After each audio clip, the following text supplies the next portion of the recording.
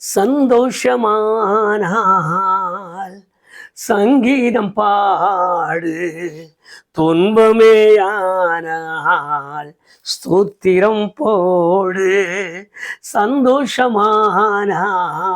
சங்கீதம் பாடு, துன்பமேயானால் ஸ்தோத்திரம் போடு. ஸ்தோத்திரம் ஸ்தோத்திரம் அல்லேலூயா, துதிகளின் பாத்திரன் அல்லேலூயா. ஸ்தோத்திரம் ஸ்தோத்திரம் அல்லேலூயா, துதிகளின் பாத்திரன் அல்லேலூயா. ஹல்லேலூயா ஓசன்னா, ஹல்லேலூயா ஓசன்னா. சந்தோஷமானால் சங்கீதம் பாடு, துன்பமேயானால் ஸ்தோத்திரம் போடு. நீ போகும் இடம் எல்லாம் உன்னோடு வருவார், நிர்மூலமாகாமல் கிருபையாய் காப்பார். நீ போகும் இடம் எல்லாம் உன்னோடு வருவார், நிர்மூலமாகாமல் கிருபையாய் காப்பார். தண்ணீரை நீ கடப்பாய், நெருப்பினில் நீ நடப்பாய். தண்ணீரை நீ கடப்பாய், நெருப்பினில் நீ நடப்பாய். தீங்கொன்றும் அணுகாது, தீங்கொன்றும் அணுகாது. ஸ்தோத்திரம் ஸ்தோத்திரம் அல்லேலூயா, துதிகளின் பாத்திரன் அல்லேலூயா. ஸ்தோத்திரம் ஸ்தோத்திரம் அல்லேலூயா, துதிகளின் பாத்திரன் அல்லேலூயா. அல்லேலூயா ஓசன்னா, அல்லேலூயா ஓசன்னா. சந்தோஷமானால் சங்கீதம் பாடு, துன்பமேயானால் ஸ்தோத்திரம் போடு. இயேசு கிறிஸ்துவின் இணையற்ற நாமத்தினாலே தேவ சமூகத்தில் சேர்கிறதுக்குரிய மிகப்பெரிய பாக்கியத்திற்கு தேவன் நம்மை நடத்தினதற்காக மனம் நிறந்து ஆயிரம் ஆயிரம் கோடி துதிகளை செலுத்துகிறேன். பிதாவாகிய தேவன் நம்மை நினைவு கூர்ந்து அழைத்த அந்த அழைப்பின் நோக்கத்தை நிறைவேற்றும்படியாக கிறிஸ்து இயேசு எனும் அவருடைய குமாரன் ரத்தத்தினாலே கழுவி இன்றைக்கு வரைக்கும் நம்மோடு கூட இடைப்பட்டு வருகிற பரிசுத்த ஆவியானவரோடு கூட நம்மை இணைத்து வைத்திருக்கிற இந்த மேன்மையான கிருபைக்காக அவருக்கு சதா காலங்களிலும் துதியும் கனமும் மகிமையும் உண்டாகட்டும். இன்றைக்கு நான் வாசிக்கிற அல்லது நாம் சிந்திக்க வேண்டிய ஒரு பெரிய காரியம், தேவனிடத்தில் அற்புதத்தை எதிர்பார்க்கிறோம், தேவன் அற்புதத்தை செய்ய வேண்டும் என்று விரும்புகிறோம். இது எல்லா குடும்பங்களிலும் உள்ள ஒரு காரியம். எதிர்பார்த்து வருகிறவர்கள் சில நேரம் ரட்சிக்கப்படுவதே அற்புதத்தின் மூலம் என்பதை நாம் அறிந்திருக்கிறோம். ஒரு அற்புதம், ஆண்டவர் எனக்கு இந்த அற்புதத்தை செய்ததால் நான் மனம் திரும்பி இருக்கிறேன், ஆண்டவர் எனக்கு இந்த அற்புதத்தை செய்ததால் நான் ஆண்டவருடைய பிள்ளையாய் மாறி இருக்கிறேன் என்று சொல்லுகிற ஆயிரங்களான சாட்சிகள் உண்டு. மற்றொன்று, அற்புதத்தை எதிர்பார்த்து கொண்டிருக்கிற தேவனுடைய ஜனங்களும் உண்டு. ரெண்டு காரியங்கள் நிகழ்ந்து கொண்டே இருக்கிறது. இன்றைக்கு வரைக்கும் அவர் மாறாதவராயிருக்கிறார். அன்றைக்கு செய்த அடையாளங்கள், அன்றைக்கு செய்த அற்புதங்கள், அன்றைக்கு செய்த மகத்துவமான செயல்கள், அன்றைக்கு செய்த வல்லமையுள்ள காரியங்கள், அன்றைக்கு செய்த மிக பெரிய உன்னதமான காரியங்களை இன்றைக்கும் செய்வதற்கு அவர் அதிகாரமும் வல்லமையும் நிறைந்தவராய் நிற்கிறார். அவரிடத்தில் யாதொரு மாறுதலும் வேற்றுமையின் நிழலும் இல்லை என்று வேதம் நமக்கு சொல்லுகிற வார்த்தைகளை நம்முடைய நினைவிற்கு நாம் கொண்டு வருவோம். ஒரு சிறு காரியத்தை மட்டும், ஒரே ஒரு காரியத்தை இன்றைக்கு நாம் நம்முடைய நினைவிலே கொள்ள வேண்டும் என்கிற ஒரு நோக்கத்தோடு கூட நான் தேவ சமூகத்தில் உங்களை அழைத்து செல்கிறேன். தேவன் அற்புதத்தை செய்ய விரும்புவார் என்றால் சில இடங்கள் பெருமையானவைகளிலிருந்து எல்லாவற்றையும் செய்கிறார். நீங்கள் வேதத்தில் வாசிக்கும் பொழுதே சொல்லுவார், ஒன்றும் இல்லாமல் இருந்து எல்லாவற்றையும் உருவாக்கினார். இல்லாதவைகளை இருக்கிறவைகளாக பெயர் சொல்லி அழைக்கிறார். நீங்கள் இருளிலிருந்து வெளிச்சத்தை பிரகாசிக்க சொல்லுகிறார். இப்படி ஒவ்வொரு காரியங்களையும் அவரை குறித்து சொல்லும் பொழுது எண்ணி முடியாத அதிசயங்களையும் ஆராய்ந்து முடியாத பெரிய காரியங்களையும் செய்கிறார் என்று இன்று வரைக்கும் அவைகள் சத்தியமான வார்த்தைகளாக இருப்பதை நாம் அறிவோம். ஆனால் சில வேளைகளில் தேவன் அற்புதத்தை செய்ய வேண்டும் என்று விரும்புவாரானால் நம்மிடத்தில் இருக்கிற காரியங்களையும் அவர் கவனிக்கிறார். நீங்கள் சில காரியங்களை நம்முடைய சிந்தனைக்காக ஆழ்ந்த சிந்தனைக்கு கொண்டு வாருங்கள். என்னோடு கூட கொஞ்சம் பேர் தான் இந்த காரியங்களை எல்லாம் நாம் கவனிக்கிறோம். பெரிய காரியங்கள் ஏராளமான பேர் என்று சொல்வதற்கு கொஞ்சம் பேர், ஏதோ கொஞ்சம் பேர் தினமும் இந்த காரியங்களை யோசிக்கிறோம், வாசிக்கிறோம், இவைகளை கவனிக்கிறோம். நாம் கவனிக்கிற அந்த காரியங்களிலே சில நேரத்தில் அவர் கேட்டார், அவரிடத்தில் வந்திருக்கிற நோயாளிகளை பார்த்து கேட்டார், இதை செய்ய எனக்கு வல்லமை உண்டு என்று விசுவாசிக்கிறாயா? இதை செய்ய எனக்கு முடியும் என்று நம்புகிறாயா? இப்படி சிலரை அந்த கேள்விகள் கேட்டார். அவர்கள் சொன்னார்கள், ஆம் என்றார்கள், முடியும் என்றார்கள், நான் நம்புகிறேன் என்றார்கள். இன்னொரு மனிதனுக்கு அவன் ஒண்ணுமே கேட்கல, நீங்க வந்து என் வீட்டுக்கு வந்துதான் இதை செய்யணும்னு இல்லப்பா, ஒரு வார்த்தை சொன்னீங்கன்னா போதும்னு சொல்லி அப்படி சொன்னவர்களும் உண்டு. அவர் என்ன காரியங்களை செய்தால் அதுக்கு ஏட்டிக்கு போட்டியாய் பேசின ஆட்களும் உண்டு. போன உடனே சுகமாக விரும்புகிறாயா என்று கேட்டார். 38 வருஷம் வியாதியஸ்தனை சுகமாக விரும்புகிறாயா? உடனே அவன் ஒரு வார்த்தை சொன்னான், தண்ணி கிடந்தா என்னை கொண்டு போய் விடுறதுக்கு ஆள் இல்லை, நீங்க என்னப்பா? இப்படி பல தரப்பட்ட காரியங்கள் அன்றைக்கு நடந்த சம்பவம் என்பது நம்முடைய நினைவில் இருக்கட்டும். அது இருக்க, நான் கர்த்தருடைய ஜனங்களுக்காக, கர்த்தருடைய பிள்ளைகளோடு, தேவனோடு கூட நெருங்கி பழக வேண்டும் என்று விரும்புகிற தேவ ஜனத்திற்கு இந்த வேத வசனத்தை நாம் நினைவிலே கொள்ளலாம். அவர் உன்னிடத்தில் என்ன இருக்கிறது என்று கேட்கிறார். உங்களிடத்தில் எத்தனை அப்பம் இருக்கிறது என்று கேட்கிறார். உன்னிடத்தில் இருக்கிற இந்த பெலன் அப்படி இருக்கிறதல்ல, இது போதும் என்று சொல்லுகிறார். சில காரியங்களை எல்லாம் நாம் கவனித்துக் கொண்டு வரலாம். அவைகளில் விசேஷமாக 2 ராஜாக்களின் புஸ்தகம் 4ஆம் அதிகாரம் 2வது வசனத்தில் அவரிடத்தில் அற்புதத்தை எதிர்பார்த்து, அவரிடத்தில் அதிசயத்தை எதிர்பார்த்து போகிற ஒரு அருமையான மகளை நாம் தெரிவோம். தீர்க்கதரிசிகளின் புத்திரருடைய மனைவி. அந்த இறந்து போனார். 2 ஆண் பிள்ளைகளோடு கூட உட்கார்ந்து இருக்கிறார். 2 மக்களும் இப்பொழுது கடன்காரன் இழுத்து செல்லுகிற தன்மையில் கட்டாயத்தின் பேரில் அகப்பட்டு கொண்டிருக்கிற நேரம். ஒரு தீர்க்கதரிசி இடத்துல ஓடுகிறாள், ஐயா இது போல நடந்து விட்டது, உமது அடியன் உமக்காக உங்களோட கூட உடன் ஊழியராக இருந்தது தெரியும், அதோட நல்ல தீர்க்க தரிசன ஊழியங்களில் உங்களுக்கு ஒத்தாசை செய்ததெல்லாம் தெரியும், நிலைமை இவ்வளவு மோசமா இருக்கிறது, ஏதாவது எனக்கு உதவி செய்யுங்க. இவர் கேட்கிற ஒரு வார்த்தை, உன்னிடத்தில் என்ன இருக்கிறது, உன் வீட்டில் உன்னிடத்தில் என்ன இருக்கிறது. இந்த வார்த்தைகளை கொஞ்சம் நம்முடைய சிந்தனைக்கு கொண்டு வாருங்கள். தேவன் அற்புதத்தை செய்ய முடியும், அதுவும் ஒன்றும் இல்லாமையில் இருந்து எல்லாவற்றையும் உருவாக்க முடியும். எதுவுமே இல்லை என்று சொல்லுகிற ஒரு தருணத்தில் திரளானவைகளை பிறப்பிக்க முடியும். உங்களுக்கு தெரிந்திருக்கும், நீங்கள் வேதத்தை வாசித்திருப்பீர்கள், ஆனால் அதனுடைய ஒவ்வொரு பாகமும் உங்களுக்கு நினைவிற்கு வர வேண்டிய அவசியம் உண்டு. உண்டாக கடவுது, உண்டானது, தேவையானது. அப்பொழுது என்ன தேவை பார்த்தார், இதுவும் தேவை போல இருக்கு, உண்டாக கடவுது, அடுத்து உண்டானது, அடுத்து பார்த்தார், இது தேவையா, உண்டாக கிடப்பது. இந்த வார்த்தைகளை எல்லாம் அப்படியே நீங்கள் ஆதியாகமத்திலிருந்து வாசித்துக் கொண்டே வாருங்கள். அவர் சொல்லும் பொழுது அவைகள் எல்லாம் அப்படியே நடந்து கொண்டே வந்தது. அவ்வளவு அதிகாரங்களும் வல்லமைகளும் நிறைந்த ஒரே தெய்வம், ஒப்பற்ற தெய்வம், அவர் ஒருவரே தெய்வம். அப்படிப்பட்ட நாம் விசுவாசத்திற்குள் இருக்க வேண்டிய நம்மை பார்த்து சில வேளைகளில் ஒரு கேள்வி கேட்கிறார். நான் ஒரு அற்புதத்தை செய்ய விரும்புகிறேன், உன் கடனை அடிக்க விரும்புகிறேன், உன் பிரச்சனைகளுக்கு முற்றுப்புள்ளி வைக்க விரும்புகிறேன், உன் பிள்ளைகளை விடுதலையாக்க விரும்புகிறேன், இனி ஒருவனும் உன்னிடத்தில் கடன் கேளாதபடிக்கு எல்லாவற்றையும் முடித்து வைக்க விரும்புகிறேன். ஆனால் உன்னிடத்தில், உன் வீட்டில் உன்னிடத்தில் என்ன இருக்கிறது? ஒரு கேள்வி கேட்கிறார். நான் சில இடத்தை மாத்திரம் உங்களுக்கு அப்படியே சுட்டி காட்டுகிறேன், நீங்கள் அப்படியே மனதிற்குள் கொண்டு வந்து விடுங்கள். மத்தேயு சுவிசேஷம் 5ஆம் அதிகாரம் 34வது வசனத்திற்கு வாருங்கள். அங்கு ஒரு கேள்வி கேட்கிறார். ஜனங்களோடு கூட அவர் நெருங்கி பிரசங்கித்துக் கொண்டிருந்தார். ஜனங்கள் ராத்திரி பகலாய் அவரோடு கூட தங்கி இருந்தார்கள். இந்த சூழ்நிலையில் ஜனங்களை தனியாய் அனுப்பிவிட எனக்கு மனதில் அவர்களுக்கு ஆகாரம் கொடுக்க வேண்டுமே என்றார்.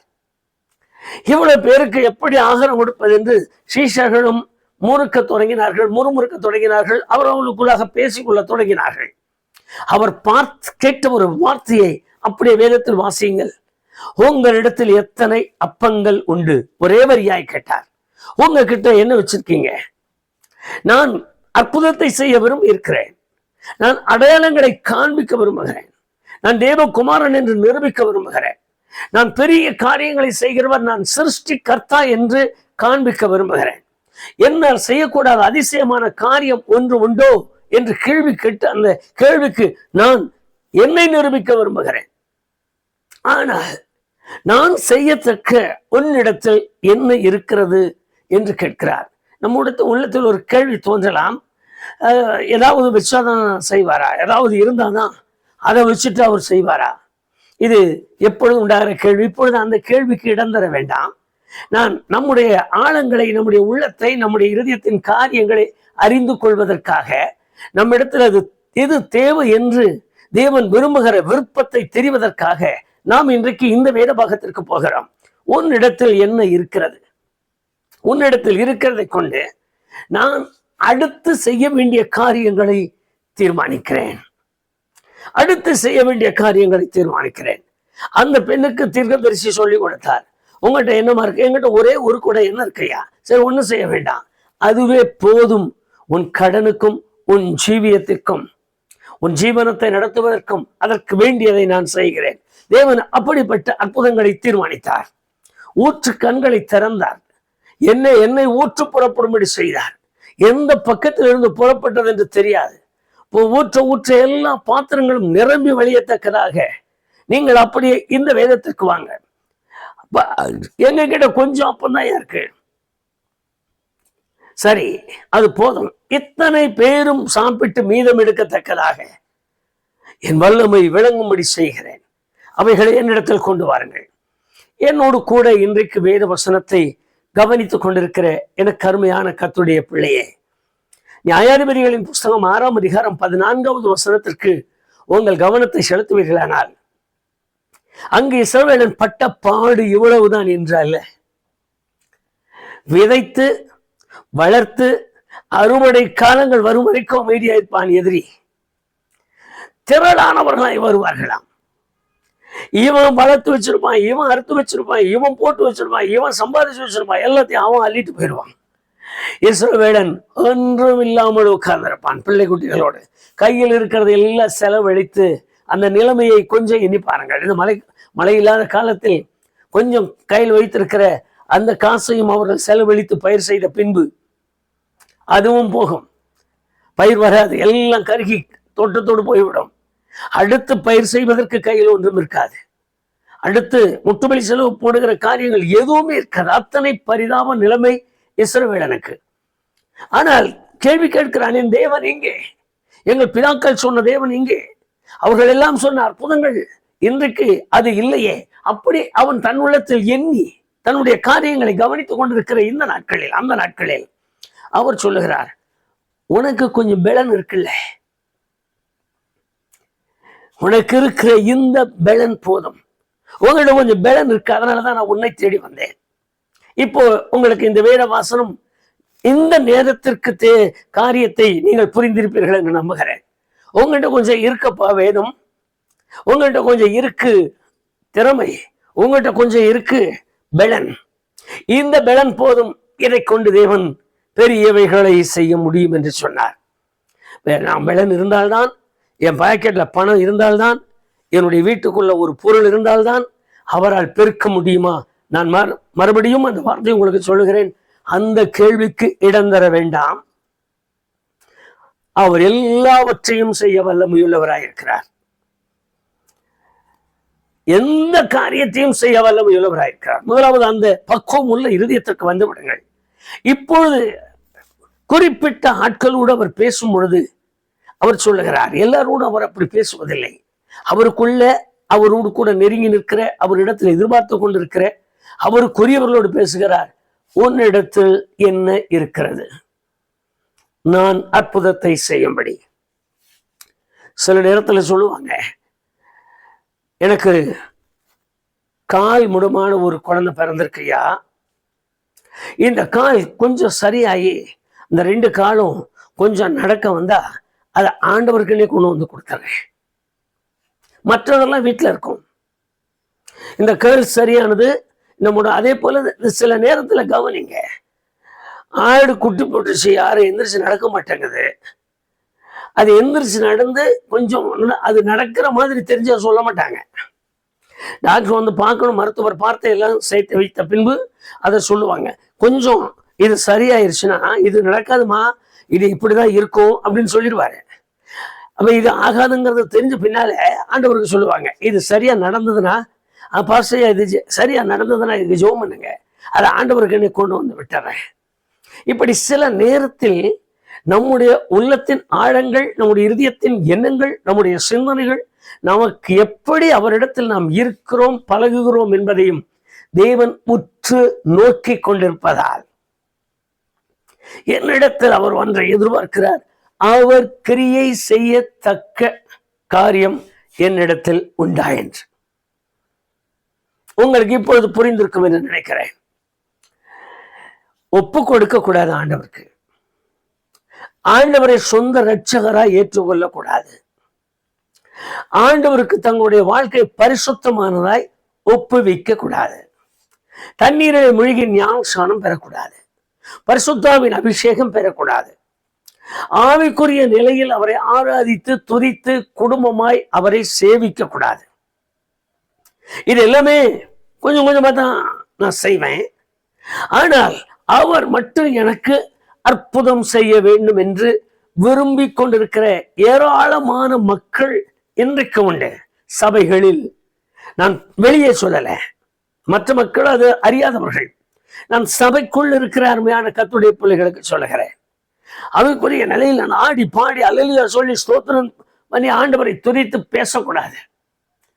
நான் அப்படியெல்லாம் மாறக்கூடாது. நான் இருக்கிற நிலையில் இருக்கணும். இதெல்லாம் எங்களுக்கு ஆதியில கற்றுக் கொடுத்தது, இதை இப்படித்தான் நாங்கள் நடந்திருப்போம். ஆனால் அவர் எனக்கு அற்புதம் செய்ய வேண்டும் இப்படி விரும்புகிற மக்கள் தான் உண்டு. எனக்கு என்னுடைய மருத்துவமனையில் நான் மருத்துவராய் செயல்பட்டு கொண்டிருக்கிற காலத்தில் விரலை வெட்டி கொண்ட ஒரு அருமையான ஐயாவை நான் வைத்தியத்திற்கு பார்க்க வேண்டியதாக இருந்தது. ஒரு விரல் துண்டாகி கீழே விழுந்து விட்டது, இன்னொரு விரல் கொஞ்சம் ஒட்டி கொண்டிருந்தது அந்த தோலோடு. என்னிடத்தில் வந்தவுடன் எனக்கு தெரிந்த ஒரு மருத்துவ நிபுணர் இருந்தார். இந்த கீழே விழுந்த விரலையும் எடுத்து இருந்து போன விரலோடு சேர்த்து எல்லாம் அதை சுத்த வேண்டிய விதமாக கட்டி அந்த மருத்துவர் இடத்திற்கு அனுப்பி வைத்தேன். அவர் ஒரு நல்ல மருத்துவர், கை தேர்ந்த நிபுணர். அவர் பார்த்த உடனே ஒரு விரலை சரிப்படுத்திட்டார். இன்னொரு விரலுக்கு அவர் சொன்ன வார்த்தை இன்றைக்கே நினைவில் இருக்கிறது, இந்த விரல் மாத்திரம் கொஞ்சம் சதை ஒட்டியிருந்தா போதும், இந்த விரலை நான் சரியானபடி காப்பாற்றி விடுவேன். ஆனால் இது ஒட்டல, பிரிஞ்சிருக்கிறதுனால அவருடைய விரல் தான், அவர் அந்த விரலோடு தான் ஒட்டியிருக்கீங்க, அந்த விரலோடு தான் கட்டியிருக்கீங்க, அதே கோணத்துல தான் வச்சிருக்கீங்க. ஆனால் வெட்டுப்பட்டதால் என்னால் ஒன்றும் செய்ய முடியாது. எனக்கு அருமையான கர்த்தருடைய பிள்ளையை, இதே வார்த்தை தான் இன்றைக்கு இந்த வேதத்திலே நாம் வாசிக்கிறோம். நான் அற்புதம் செய்யத்தக்க உன் இடத்தில் என்ன காரியம் இருக்கிறது, உனக்கு ஏதாவது ஒரு காரியம் இருக்கிறதா? அந்த காரியத்தை தான் அப்படியே கொஞ்சம் கொண்டு வாங்க, ஆண்டவர் எனக்கு செய்யட்டும் நான் பார்த்துக்கிறேன்னு சொல்ற எத்தனை பேர்? இதை எனக்கு செய்தால் நான் அவருக்கு எனக்கு கொடுக்கிறேன் என்று சொல்லுகிறவர் எத்தனை பேர்?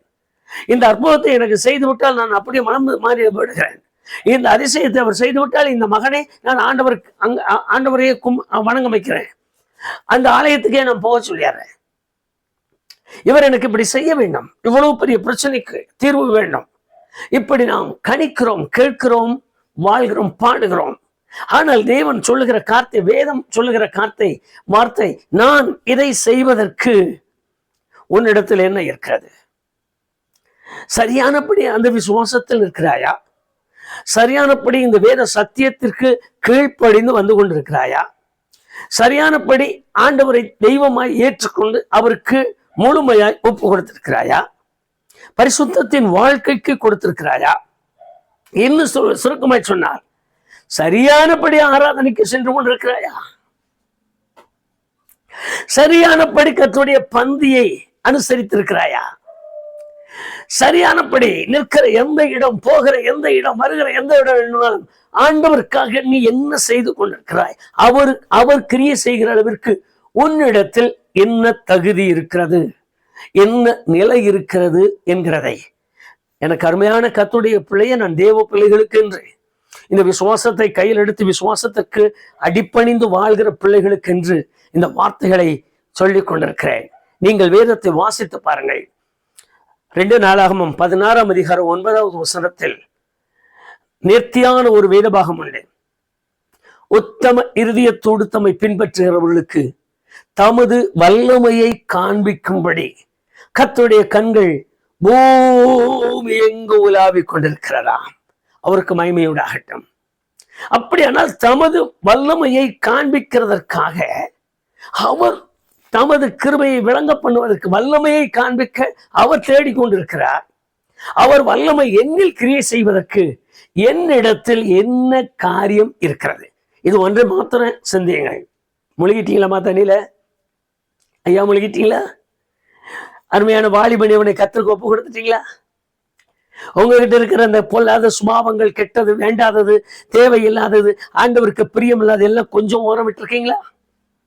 கர்த்தருக்காக ஒப்பு கொடுக்கிறேன் என்று வாழ்கிற நீங்கள் பாரம்பரியமான பழைய காரியங்களையே இழுத்து பிடித்து அதையே போர்வையாய் போர்த்து அதிலே கால் ஊன்றி அதையே கடையை பிடித்து இதுதான் எங்களுக்கு இப்படி சொல்லிக்கொண்டே காலத்தை கடத்தி கொண்டு போகிறீர்களா? அல்லது அது ஒரு காலத்தில் ஆரம்ப காலம், இன்றைக்கோ நான் வளர வேண்டிய, நான் வாழ வேண்டிய, நான் அவருக்குள் நிலைக்க வேண்டிய, அவருக்குள் ஒன்றித்திருக்க வேண்டிய, அவரோடு கூட இணைந்திருக்க வேண்டிய இந்த காலத்தில் நான் இப்படி மாறி இருக்கிறேன் சொல்லிக் கொண்டிருக்கிறீர்களா?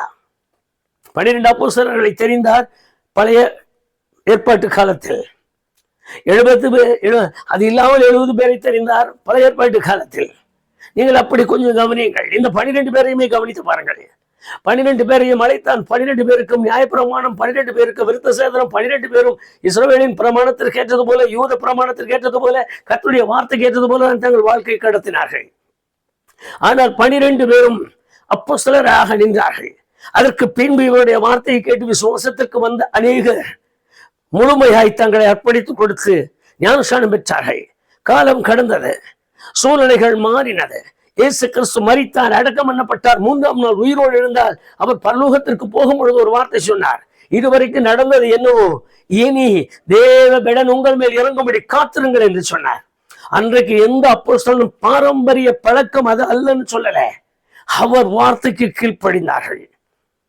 ஊதி ஆவியை பெற்றுக்கொள் என்று கொடுத்தார். அது அவர்களுக்குள் தங்கி இருந்த அபிஷேகத்தின் வல்லமை போல மாறினது. தங்க ஆரம்பித்தார்கள். தேவனுடைய ஆவியானவர் அக்னிமயமான நாவுகள் போல அவர்கள் மேல் இறங்கினார். இறங்கின மாத்திரத்தில் எழுந்தவர்கள் என்ன பிரசங்கம் பண்ணியிருக்க வேண்டும்?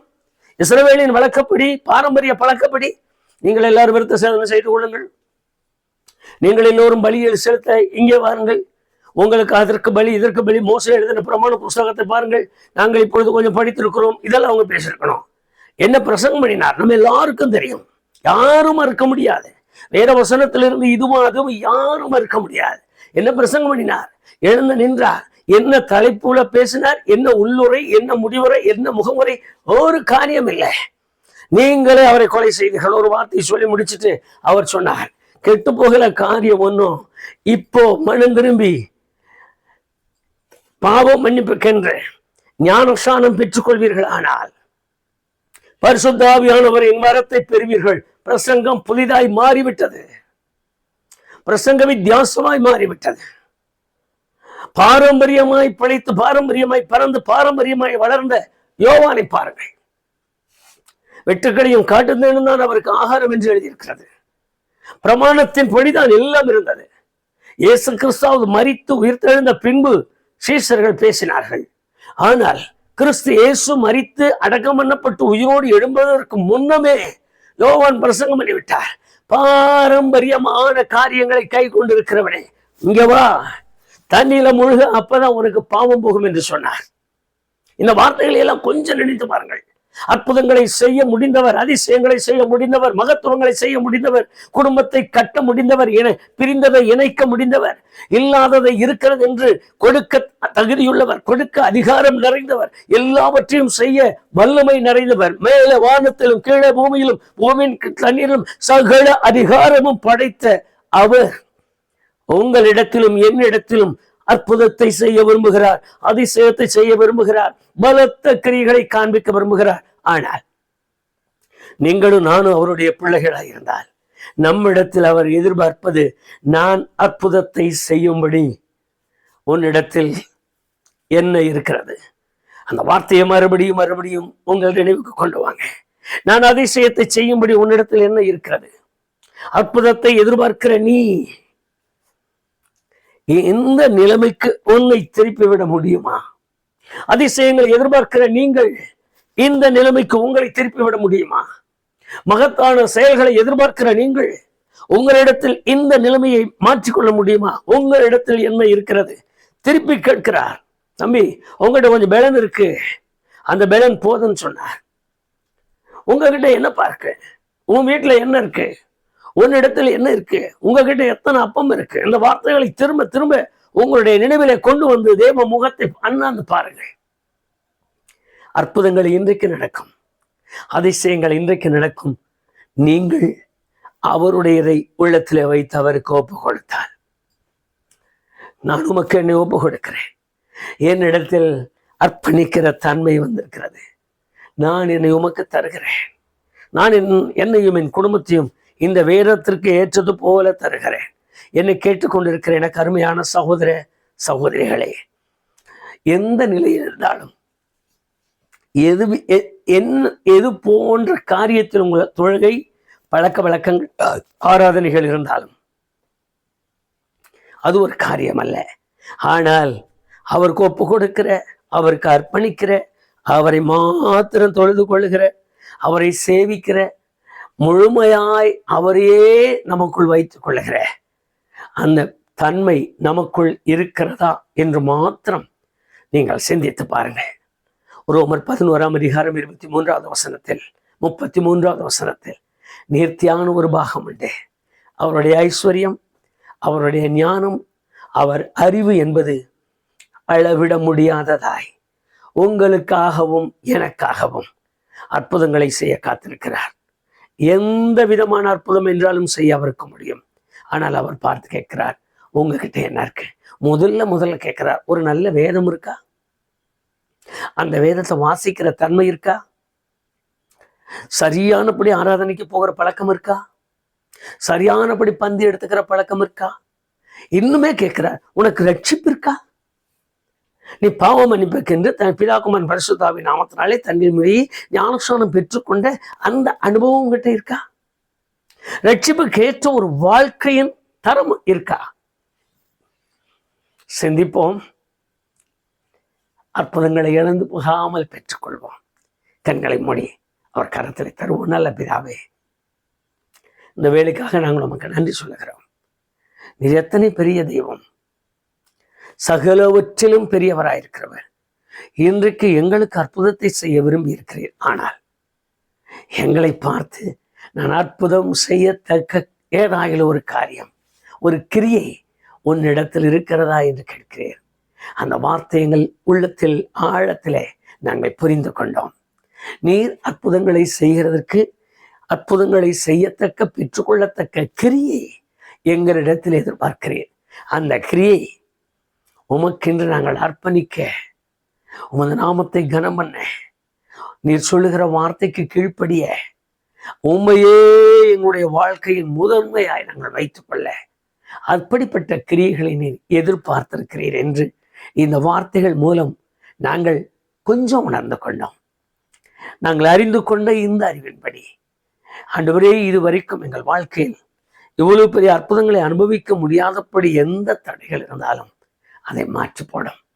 நாங்கள் அறிந்து கொள்ள, உணர்ந்து கொள்ள எங்களுக்கு கிருபை தாரும். எங்களுக்கென்று நீர் வைத்திருக்கிற அடையாளங்கள், அற்புதங்களில் ஒன்றையும் நாங்கள் இழந்து விடக்கூடாது. அவைகளை தாராளமாய் பெற்று ஆசீர்வாதத்தை அனுபவிக்க எங்களுக்கு இரக்கம் காண்பியும். யாரெல்லாம் இந்த வார்த்தைகளை யோசிக்கிறார்களோ ஆண்டவரே, அவர்களும் அர்ப்பணிக்க ஒப்புக்கொள்ள தங்கள் ஐதீகங்கள், தங்கள் பழைய சுபாவங்கள், தங்கள் பழைய காரியங்கள், தாங்கள் கற்றுக்கொண்ட பழையவைகளை எல்லாம் மறந்து தெய்வ முகத்தை பார்த்து கிருபைகளை பெற்றுக்கொள்ள நீர் இரக்கம் காண்பியும். உடைய ஒத்தாசை அவர்களுக்கு செய்யும். அன்றைக்கு நீர் நடத்தின அந்த அடையாளங்கள், அதிசயங்களில் உம்முடைய பிள்ளைகள் அவைகளை முழுமையாய் பெற்றுக்கொள்ள ஒத்தாசை தாரும். இயேசு கிறிஸ்தியனும் நாமத்தில் ஜெபிக்கிறேன் பிதாவே, ஆமென், ஆமென். சர்வபூமிக்கும் ஆண்டவராய் இருக்கிறவர் உங்கள் சத்தத்தையும் கேட்டு உங்கள் மேலே இரக்கம் காண்பித்து தமது வல்லமையை விளங்க பண்ணுவாராக. ஆமென். ஆமென்.